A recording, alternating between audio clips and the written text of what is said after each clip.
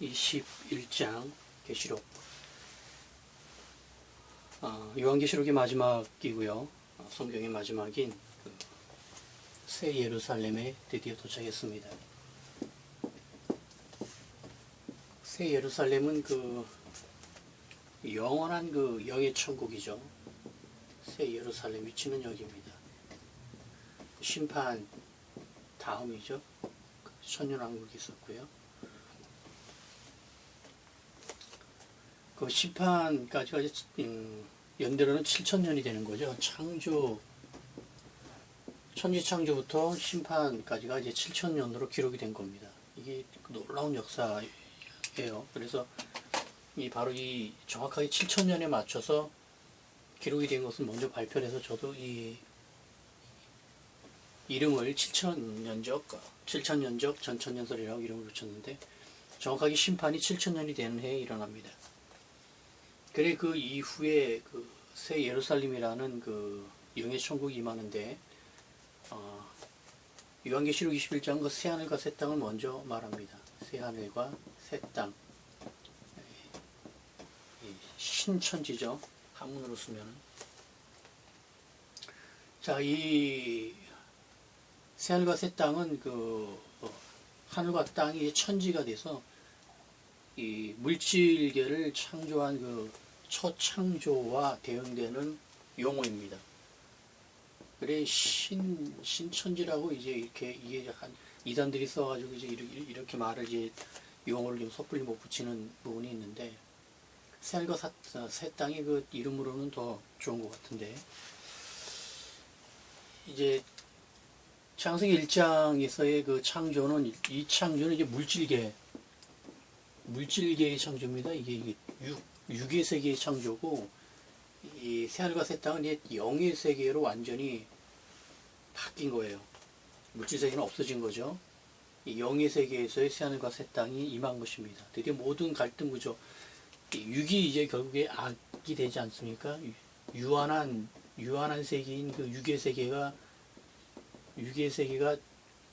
유한하기 위해서는 이제 악이 존재한단 말이에요. 악 때문에 이제 죽음, 사망이라는 것이 존재하기 때문에 이러한 연결 관계들이 필연이에요. 이런 것이 모든 갈등의 모든, 범죄의 모든 것, 죄의 모든 것, 이런 것들이 다, 구속의 모든 것들이 다 완료가 된 겁니다. 심판으로 끝났어요. 성경이 그 기간을 정확하게 7,000년에 맞춰서 완전수 7에 천을 곱해 이 수에 정확하게 기록을 한 것입니다. 성경 기록 자체가 놀랍죠. 이 심판으로 끝나고 이제 새하늘과 새 땅, 완전한 영의 천국으로 들어왔습니다. 그리고 이 상황은 천년왕국과 새 예루살렘과의 차이를 잘 보여주죠. 천년왕국은 악이 완전히 없어지지 않고 사탄이 무적행에 들어가 있는 이런 상황, 잠복되어 있는 건 지상에는 없지만 하늘에 있다가 지상까지 떨어져 지하까지 들어와서 있지만 완전히 멸망하지 않고 잠복되어 있는 그러한 상황인 것이고, 새 예루살렘, 새 하늘과 새 땅, 새 예루살렘은 완전히 이제 악이 마지막 불못까지 들어가서 지옥으로 끝나버린 상황이어서 이제 악에 대한 모든 것은 없어졌습니다. 어둠에 대한 모든 것은 없어졌어요. 그래 드디어 성경의 모든 역사가 마감이 되고, 이 성경의 마지막 책인 계시록 21장, 22장, 여기에서만 이제 악이 없는, 죄 없는, 어둠이 없는 완전한 세계가 임한 것입니다. 그것을 이제 2장에 걸쳐서 설명을 하는데, 이 새하늘과 새 땅이라는 용어는 앞서 요한계시록에 앞서서 구약에서 2번 나오고 신약에서 1번 나옵니다. 이사야 65장, 66장에서 이렇게 2번 나오고, 신약에서는 베드로후서 3장에서 나오죠. 이렇게 이제 전체적으로 구약에서 1번 쓰고 신약에서 1번 써서 전체적으로 이제 3번 쓰는 그러한 형태가 됐는데, 이 두 형태는 묘한 특징이, 이 새하늘과 새 땅을 마치 천년왕국처럼 묘사를 하는 그 특징이 있어요. 그런데 그것은 예, 그렇게 이제 이해를 할 수도 있게끔 기록이 되는데 요한계시록이 기록되면서 이 세늘과 새 땅이 천연왕국에서는 이런 단어를 쓰지 않거든요. 세늘과 새 땅은 새 예루살렘 심판 뒤에 나오기 때문에 이 두 표현이 이 영의 천국을 묘사한 거라는 걸 알 수 있는데 다만 이 두 본문을 읽어서는 이 천년왕국을 마치 새하늘과 새 땅처럼 얘기하는 것처럼 혼란을 일으킬 수 있게끔 기록이 됐어요. 그것은 천년왕국 기록을 거의 생략을 했기 때문에 그렇습니다. 이러한 예들이 압축돼서 간혹가다 천년왕국 기록이 요한계시록도 그런 면이 있는데 굉장히 짧게 기록된 데든가 아니면은 뭐 거의 흔적을 알 수 없게끔 기록되는 경우들이 가끔가다 있습니다. 요한계시록도 이 기록이 굉장히 짧죠. 예. 에스겔서도 그렇고 짧게 지나가고 크게 강조를 안 하는 그런 부분들이 있어요. 이사야서, 이사야 대형도 그렇고 그런 부분들이 있는데 이게 특징입니다. 이 천년왕국은 책마다 아주 세세하게 다루는 책도 있지만 그냥 건너뛰려는 그런 의도를 지르고 아주 쉽게 넘어가는 그런 부분들이 있는데 바로 이런 책들도 그러한 현상 때문에 두 번 나오는 새하늘과 새 땅이 마치 천년왕국처럼 착각하게끔 기록이 되어 있습니다. 그러나 요한계시록에서 이 부분이 새 예루살렘 심판 뒤의 세계를 묘사한 거라는 걸 알 수 있고요. 그래 이 새하늘과 새 땅은 당연히 앞선 창세기 1장의 천지창조의 그 물질계의 창조와 완전히 대응되어 있습니다. 즉 반대로 얘기하면 이 7일 창조에서 만들어진 그 하늘과 땅은 애초에 영의 세계에서의 하늘과 땅을 모방해서 만들어진 거예요. 즉 이 모든 이 세계는 그냥 나온 것이 아니라 육적 세계의 물적 세계는 그냥 나온 것이 아니라 이전에 있었던 완전한 그 영의 세계의 하나님의 모습도 그렇고요, 형상도 그렇고 하늘도 그렇고 땅도 그렇고 식물도 그렇고 다 그 하늘 그 영의 세계, 영의 천국에 있던 그 형태를 그대로 육의 세계로 모방을 해서 창조되었음을 알려주고 있습니다. 대표적으로 성막을 지으면서 모세를 통하여 그런 말씀을 하시죠. 이게 성막뿐만 아니라 식물이고 동물이고 다 바다, 땅, 하늘 다 영의 세계에 있었던 것을 투영해서 육의 세계를 만들었다는 거라는 것을 이제 이 새 하늘과 새 땅을 통해서 반대로 이제 알 수가 있는 것이죠. 그래 이제 이렇게 그 새 하늘과 새 땅이 먼저 하늘과 땅이 먼저 회복이 된 다음에 그 다음에 이제 새 예루살렘으로 넘어갑니다. 이런 세계는 또 지금 이 자리에서 그렇게 세밀하게 볼 상황은 아니어서 간단하게 넘어가고요. 이렇게 되면서 새 하늘과 새 땅이 만들어지면서 이제 반대로 이제 물질계는 완전히 없어집니다. 물질계가 완전히 없어지면 이제 심판 직전이 한번 나오고요. 그 심판을 시작하면서 먼저 나오고 그 다음에 지금 여기서 한번 나와요. 이제 새 하늘과 새 땅이 시작되면서 또 한 번 더 나옵니다. 처음 하늘과 처음 땅이 없어졌더라. 보이지 않더라. 이런 표현으로 지금 심판 시작과 끝에 두 번이나 걸쳐서 물질계가 완전히 사라졌음을 지금 알리고 있는 거예요. 이거는 정말 재림의 그 놀라운 현상, 전지구적으로 발생하는 그 재림의 현상도 실질적으로 설명이 가능하냐 하면 전혀 그렇지 않거든요. 왜 그런 현상이 일어나는 것도 전혀 설명할 수가 없고, 다만 이 진리의 말씀이 그렇게 선포하기 때문에 믿는 것이고, 근데 이제 심판까지 오면 더 큰 문제가 발생합니다. 물질계니까 우주 전체예요. 이것을 과학자들한테, 천문학자를 비롯한 과학자들한테 우주 전체가 사라진다는 것을 설명할 수가 없습니다. 이 부분은 요한계시록이 풀어줘도 믿음으로 취하는 수밖에 없는 영역인데 과학자들은 도저히 이해할 수 없죠. 아무리 설명을 해도 이해할 수 없는 부분이고, 이 어마어마하게 넓은 우주가 한순간에 사라진다는 것을 이해시키기는 참 힘듭니다. 그래서 지금 천년왕국이라는 이 한 829년이라는 이 기간은 사실은 이 재림의 그 엄청난 충격에서 이제 이 물질계가 사라지는 것을 준비하는 단계의 이 역할도 크게 하고 있어요.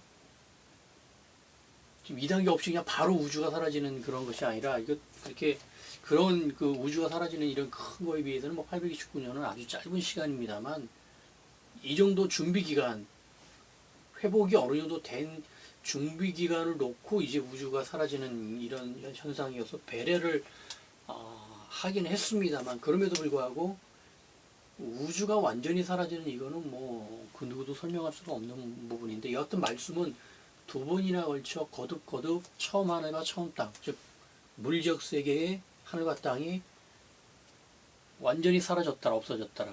이게 점진적으로 없어진 것도 아니라 한순간에 없어진 거예요. 이 부분은 정말 그 믿음으로 취할 수밖에 없는 것이고 사실은 심판까지 인류의 심판까지요. 이렇게까지 인류를 다 구약 신약의 모든 신자 불신자 뭐 구원자 비구원자 다 통틀어서 다 첫째 부활시켜서 판가름을 내려 지옥 보낼 자 지옥 보내고 천국 보낼 자 천국 보내 이 상황에서는 더 이상 물질계가 의미가 없어요. 지금 이 예전에 아담 이후로 죽은 모든 자들이 다 다시 첫째 부활한다는 것도 뭐 증명할 길은 없는 것이고 여하튼 이 뒷부분에 가지고 나오는 그 사건들이 워낙 큰 사건들 제니라는 그 어마 큰 사건에 천연왕후라는 이해하기도 힘들고 감당하기 힘든 그런 사건들 거기에 공박전쟁 심판 다 지은 사건들이 막 아닙니다. 막 굵직굵직한 사건들이 연이어 일어나기 때문에 이 규모나 그 상황에서는 믿음으로 취하는 수밖에 없는 부분들이 많아요. 자, 이렇게 돼서 지금 물질계는 완전히 사라집니다. 영의 세계가 완전한 천국이 임했기 때문에 물질 세계는 더 이상 이건 뭐 영, 제로 없다고 해도 뭐 큰 과장은 아닐 겁니다. 이 영의 세계에서 육의 세계는 이거는 뭐 없는 거하고 마찬가지거든요. 영원히 사는 존재한테 5천년을 산다는 것은 의미가 없어요. 사람이 10,000년을 산다고 해도 영원히 사는 이 영물한테 10,000년은 뭐 있으나 없으나 뭐 큰 상관없는 시간이기 때문에 완전히 세계가 바뀌어버리는 겁니다. 심판 뒤에 이제 그렇게 임하면서 물질계가 사라지는 이 어마어마한 일이 이제 벌어지죠. 그러면서 이게 물질계가 사라지면서 이제 영의 그 새하늘과 새 땅이 임하는 것입니다. 반대로 영이 새하늘과 새 땅에 임하려면 물질계가 이제 없어져야 되는 그 필연적인 과정들이 또 있죠. 자, 이래 새하늘과 새 땅이 임한 뒤에 이제 새 예루살렘이 임합니다. 그래서 예루살렘은 이제 완전한 천국의 어떤 그 새하늘과 새 땅은 기본적인 그 근본적인 배경인 것이고 새 예루살렘은 그 안에 어떤 그 특정한 그 성읍 아니면 성이나 뭐 이런 그 특정 지역을 말하기 때문에 세부적으로 더 들어간 곳인데 천연왕국과 새 예루살렘은 그렇게 해서 그 차이가 앞서 말씀드렸듯이 사탄의 악의 유무에서 뭐 확연하게 갈라집니다. 악이 있느냐 존재하느냐 존재하지 않느냐 어둠이 그래 새 예루살렘 묘사는 전부 다 빛으로 빛과 보석으로만 돼 있지 그 어둠이라는 부분이 완전히 없습니다. 그래 처음에 그 7일 창조에서 그 어둠이나 악이라는 이런 형태가 창세기 1장 2절부터 나와요. 이게 굉장히 중요한 내용인데 이게 인간의 범죄 때부터 이 악이 나오는 게 아니에요. 한참 전부터 이미 그 빛이 창조되기 빛은 1장 3절에서 나온단 말이죠.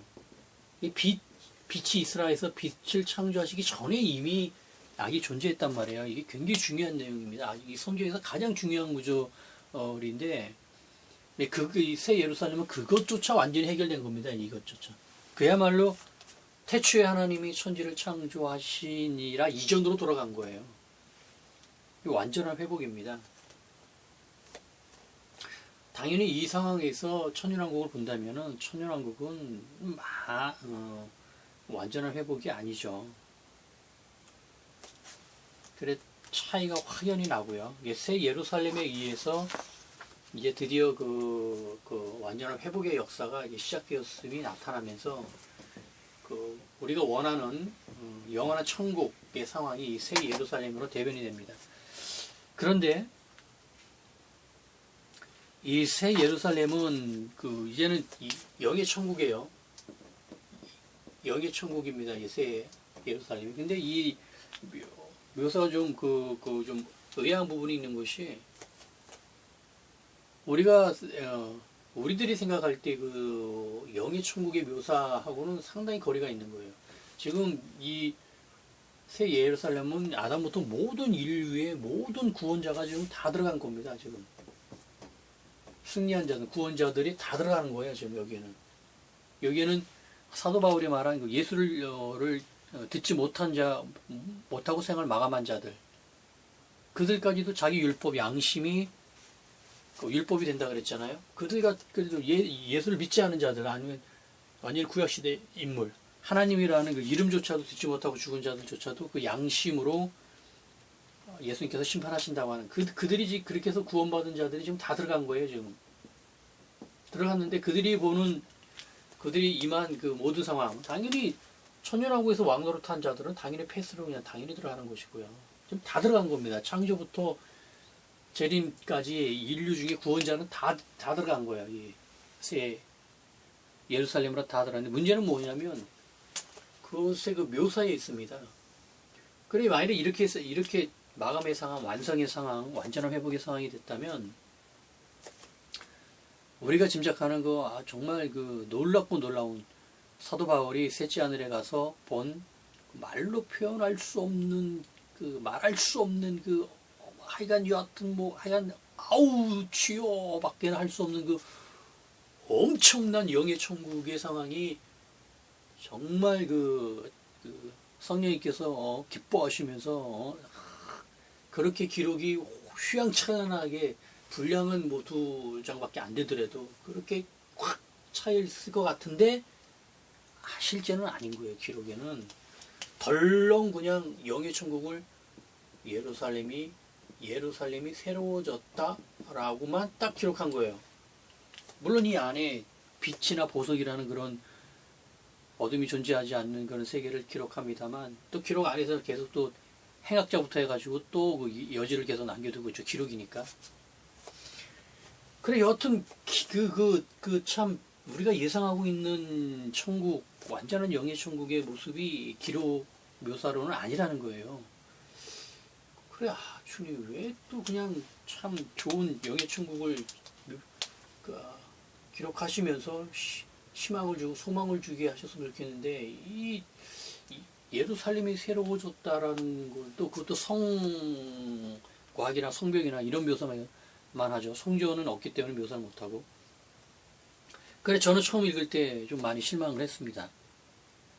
사실 좋은 표현들이나 이런 빛의 표현들은 있습니다만 그걸로는 제 마음에 사실 차지 않더라고요. 그래, 왜 이렇게 기록을 하셨을까 하고 많이 의아해했다가 답을 찾았죠. 예루살렘이 이제 회복됐다라는 이 표현이, 물론 예루살렘이 가장 중요합니다. 이게 위치적으로 이미 멜기세덱부터 시작해가지고 살렘부터 나오기 시작하는데, 또 이 예루살렘 중심이라는 것을 말씀이 계속 말을 했죠. 예수께서 그 실족자들, 비구원자들은 성 밖에서 일을 갈리라면서 성밖이 지옥이라 그래서 예루살렘 주변, 예루살렘 성 안에 반드시 들어가야 되고 성 밖으로 쫓겨나면 안 된다고 하면서 계속 예루살렘을 강조를 하셨긴 했어요. 그리고 1948년에 이스라엘이 건국되고, 이쯤이죠. 건국되고 이 영시록 7장에서 13만 4천이 회복되면서 이제 남은 거는 이제 예루살렘 회복이어서 순서적으로 이렇게 회복되는 단계도 이해를 합니다. 그리고 12사도의 보석, 12지파의 이름들, 12사도의 이름들, 이런 부분에서 당연히 회복이어서 예루살렘이 나올 수 있습니다만, 그 설명으로도 저도 좀 양이 차지 않는 거는 그렇고요. 또 이 예루살렘이 지형의 비밀에서 처음에 에덴 동산을 제가 입증을 하지 않았습니까? 에덴 동산이 그 위치가 어디냐면 지금의 예루살렘이에요. 지금 에덴 동산을 뭐 아직까지도 2000년이 넘도록 유브라데강 이라크 지역, 터키 이라크 지역을 찾고 있는 건 넌센스 같은 얘기고, 그것은 그 성경을 모르는 그 호기심이나 이런 부분 쪽으로 탁월한 것이고, 성경 자체에 모든 답이 있는데 그 성경을 모르는 상태에서 찾는 것이고, 에덴 동산은 예루살렘입니다, 지금이.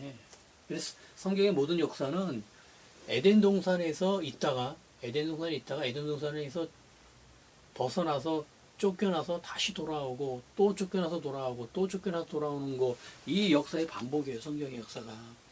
그래, 마지막으로 쫓겨났던 것이 예루살렘이 멸망해서 AD 70년에 멸망하면서 유대인들이 완전히 디아스포라, 완전히 쫓겨난 이때가 마지막이었습니다. 그래, 이것이 1948년에 다시 건국되면서 놀라운 일이 벌어진 거예요. 다시 예루살렘으로 돌아왔다. 이게 다시 에덴으로 돌아온 겁니다.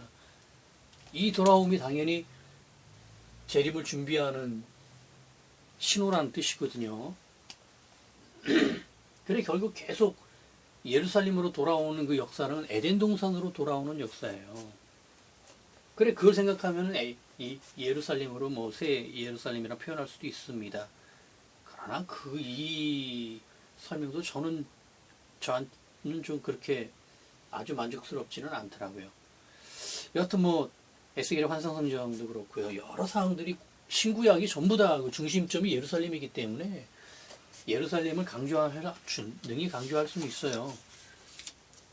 그런데 그런 여러 가지 상황 속에서도 이것이 과연 영의 천국을 대변할 수 있는 완전한 그 심판 뒤에 영의 천국, 실천 역사 완전히 끝난 상황에서 대변할 수 있는 정도까지 되는가는 여전히 저한테는 의문이었는데, 이것이 성령님께서 이렇게 기록하신 아주 절대적인 그 이유가 있습니다. 그것이 바로 65권의 요한계시록으로 다 대응하는 걸로 연결하는 그 디딤돌이에요. 이것이 성령님께서 기록하신 거는 이유가 있는 겁니다. 우리가 저도 이해를 많이 한다고 하지만 어떻게 주님을 이해하겠어요. 다만 그것을 어느 한 그 때가 돼서 알게 되는 순간 이제 깜짝 놀라는 거예요. 지금 왜 이렇게 하셨을까? 이거를 저희들의 그 원하는 소망이나 희망을 모르실 성령님이 아니신데 왜 이거를 이렇게 참 성령님의 깊으신 뜻이 있습니다. 그것은 65권 다음 묵상을 하면서 나누도록 하고요. 그래, 이제 새 예루살렘은 여러 형태로 이제 묵상이 되는데 굉장히 그 특이한 그 구조들이 많이 나오죠. 그거를 지금 다 묵상할 자리가 아니어서 여기서는 간단하게 넘어갈 텐데, 일단 성전은 없고요. 하나님 자신 성전이어서 성전을 만들지 않습니다. 그래, 이제 이 성벽, 성곽, 성문, 이런 그 성에 관련된 얘기만 나오지 정작 성전에 대한 거는 전혀 성전이 없다라는 것만 두 번이나 강조를 하고, 빛으로 충만하면서 보석으로 만들어주고 이런 여러 가지 구조들이 나옵니다만, 그 안에 이제 크기부터 해서 아주 다양한 그 설명들이 나옵니다.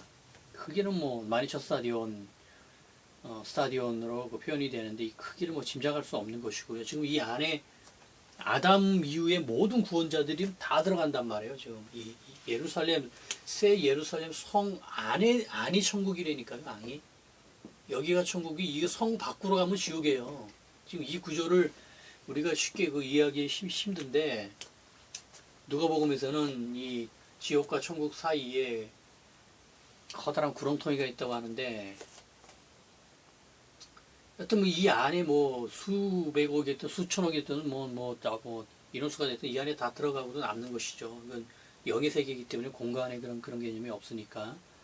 여튼 그럼에도 치수는 이제 12,000을 사용해서 이제 여러 가지 그 수의 의미, 12가 새 예루살렘은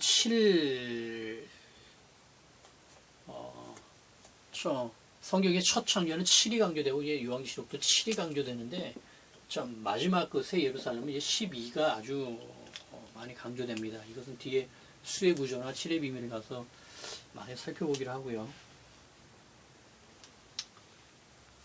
이러한 모든 구조에서 새 예루살렘 성이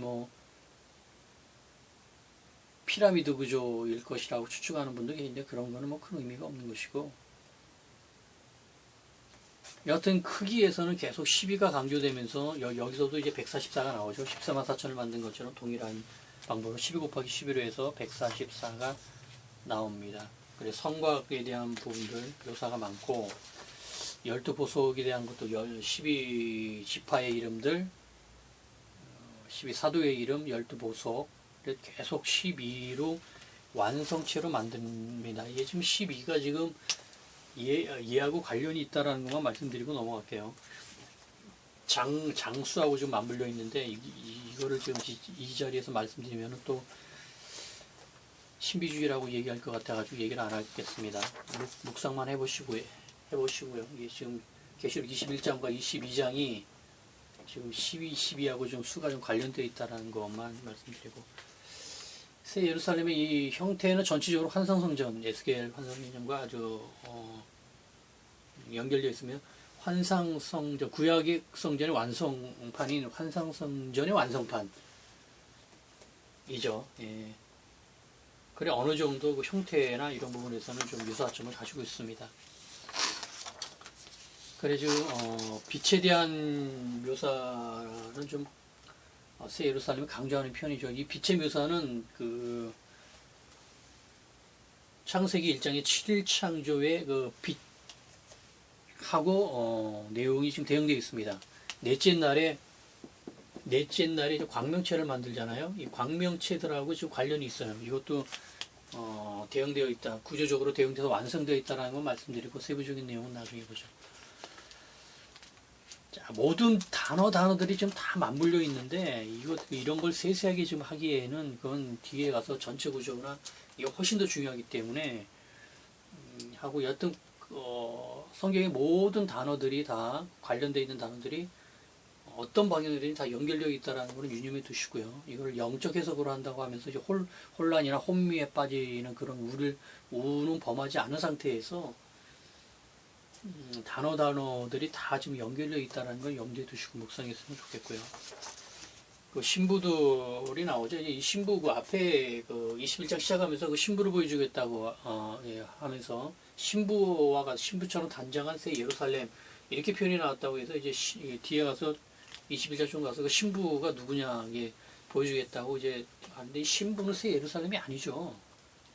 새 예루살렘은 신부처럼 단장을 하였다라는 것이고, 그렇다고 새 예루살렘 신부가 아니라 신부는 바로 이 구원자들이에요. 구원자들. 이 아담 이후 교회사의 모든 구원자들이 다 첫째 부활에서 심판대에서 예수님의 판결을 받고 지옥 갈 자들은 다 지옥으로 가고, 그렇지 않은 자들은 다 영의 천국으로 넘어가는데, 바로 이들이 다 구원자, 이들이 바로 신부예요. 다 이들을 말하는 게, 신부를 보여주겠다는 것은 새 예루살렘을 보여주겠다는 게 아니라 새 예루살렘으로 들어가는 자들, 그들이 바로 신부 아닙니까? 승리자들.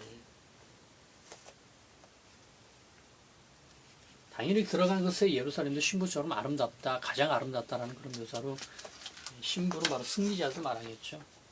만국이라는 표현 역시도 여러 가지로 해석이 되는데, 만국도 이제 그 만국이라는 단어가 이제 이미 요한계시록에서도 후반 가서 이제 점점 나오긴 합니다만, 구약시대, 신약시대 교회사 모든 구원자들이 다 들어가기 때문에 여기는 각양각색의 구원자들, 심지어는 앞서 말씀드렸지 하나님을 모르는데도 들어간 자들이 있고,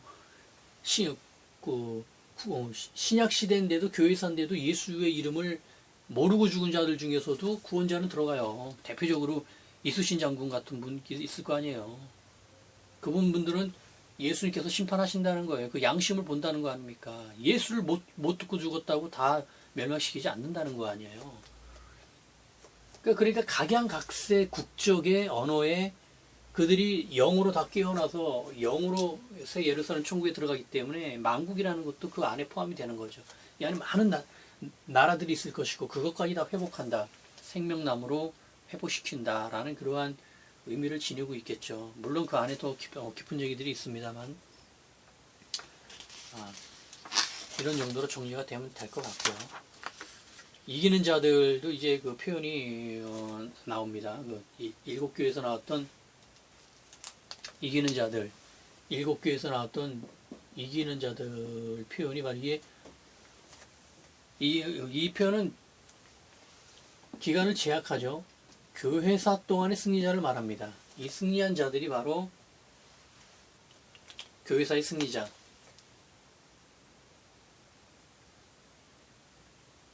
그쵸? 예, 그들에게 상급을 준다는 거죠. 이기는 자가 천년왕국에서 나오지 않는다는 거에 앞서 제가 말씀드렸죠. 이 교회사 승리자가 재림 때 휴거에서 천년왕국의 왕노를 못한다. 그 이유가 이 이기는 자한테 주는 상급 내용이 천년왕국에서 주지 못하는 내용들이 훨씬 많기 때문에 그렇다. 그랬죠? 당연히 천년왕국 묘사에 이기는 자라는 표현이 없습니다. 새 예루살렘에서 이 표현이 나와서 이들한테 주는 특별한 상급, 좀 제 애가 만일에 그런 입장이 된다고 해도 조금이라도 상급을 교회사 승리자한테 조금이라도 더 줄 것 같아요. 구약시대의 그 승리자보다는요. 그래, 이렇게 지금 그 21장하고 22장으로 나눠져서 새 예루살렘 기록이 두 장에 걸쳐서 분리되어 있습니다. 이것까지도 염두에 두시고요. 21장을 마감하죠.